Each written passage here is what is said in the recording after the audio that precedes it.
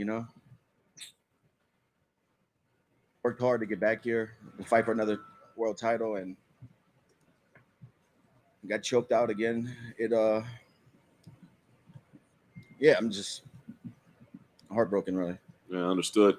I know you had a lot of respect for him coming in, and you knew the skills that he had. But in there, did anything, his aggression, I don't know, anything surprise you? His durability. He wasn't crazy strong. I knew his jiu-jitsu was the best, some of the best. I mean, most submissions in UFC history coming into this fight. That's kind of the reason I didn't go crazy trying to sweep and get up that second round, because I figured, like I said, leading into this, I'd rather lose the round than give my back and lose the fight trying to scramble back up. But he ended up getting to my back regardless of that. You know, guy's good, man. He's the champ. Yeah. It's round 3, obviously, he got to your back very quickly, I guess. Just surprised at how quick? Or yeah, he kind of, I knew he was going to start trying to creep around with the body lock. I wanted to keep a whizzer, but he got around me.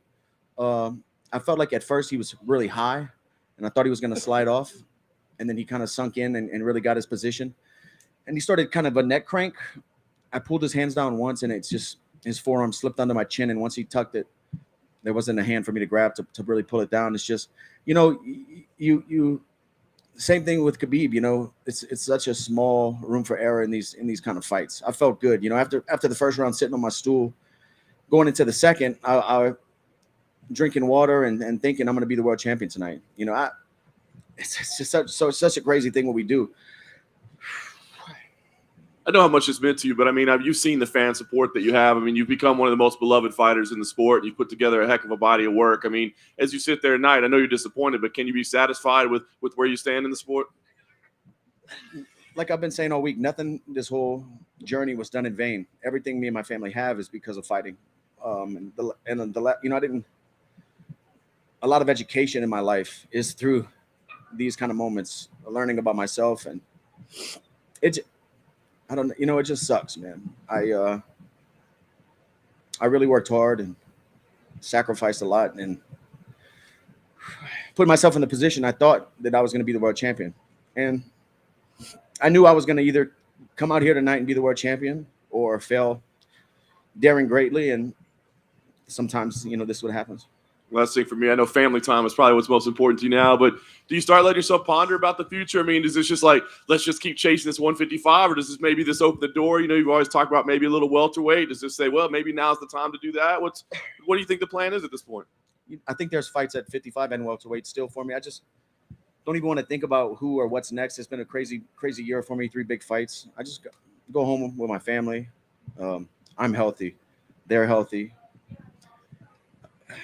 Like I said, man, I'm not a stranger to this kind of position. You know, nobody wants to be used to losing, but I'm just used of learning, and it is what it is. That's the fight game, you know.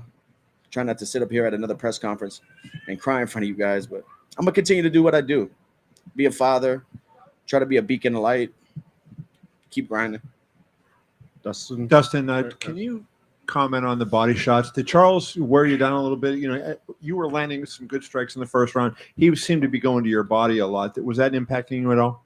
He landed one good knee to the right side of my body, but nothing like really that hurt me or took anything out of me. And then last question for me. You know, you made a lot of money this year. You sold a lot of pay-per-views. Do you consider it a good year given the wins over Conor, the money you made, or does losing tonight ruin the year? It ruins the dream outcome that I had planned to forever be a world champion after tonight. But whether I was on, you know, no, nothing. The year isn't ruined. It's just an opportunity I had. Opportunity I had is ruined, and it's all right. You know, that's what it is. I'll look in the mirror like a man. Dustin, immediately after the fight, you know, showed us your great character again by offering Charles a donation to, you know, a charity of his choice. Was that something that you had planned on doing, win or lose, to say to him, or can you just tell us your mindset to do that, you know, moments after the result? Yeah, I saw a video this week of him showing, you know, where he grew up and where his mom cooked dinner for him. I don't know if I think it was an old video.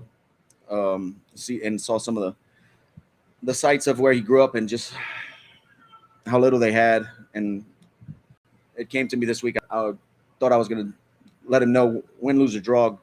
Talk to him after and let him know that me and the Good Fight Foundation would donate $20,000 to his city in Brazil and put the money to wherever they think it needs to be. Obviously, he knows he's a good guy and he knows where the money will go the furthest. So that's what we're gonna do. And like I said, man, continue to try to do good, and that's it. Be a better person every day. Appreciate it. Dustin, right here. Right here. Obviously, right before your fight, your teammate Amanda Nunes suffers historic upset. I know you were obviously busy in the back. You're getting ready to go, but did that have any effect? Did you have any of that emotion as you were walking out for your own match?